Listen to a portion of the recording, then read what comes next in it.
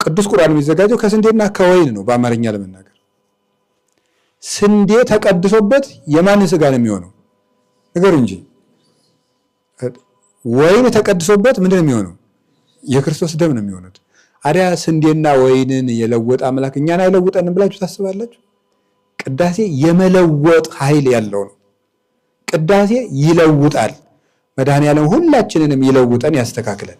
አያችሁ የእግዚአብሔር ቤተሰቦች የቅዳሴን ኃይሉን ተመልከቱ። ቅዳሴ ስንዴ ነው እኮ ይለውጣል። ወይኑን እንኳን ለውጦታል፣ ህብስቱን ለውጦታል። እኛ ደግሞ በአርአያውና በአምሳሉ ፈጥሮናል። በፍጹም የሚያስቀድስ ሰው ሳይለወጥ አይቀርም። በአንድ ጊዜ ደግሞ ቢለውጠንሳ ለሰው አናዝን፣ ትዕቢተኞች እንሆናለን።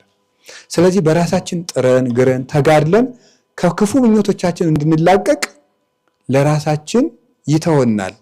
እያገዘን እየረዳን አጠገባችን ቆሞ ራሳችን እንድናሸንፍ ይፈልጋል እንጂ እግዚአብሔር በአንድ ቀን ቅዳሴ እንደ ህብስቱ ሁላችንን መለወጥ ይችላል። ግን እርግጠኛ ሆኜ የምነግራችሁ ቅዳሴ ይለውጣል።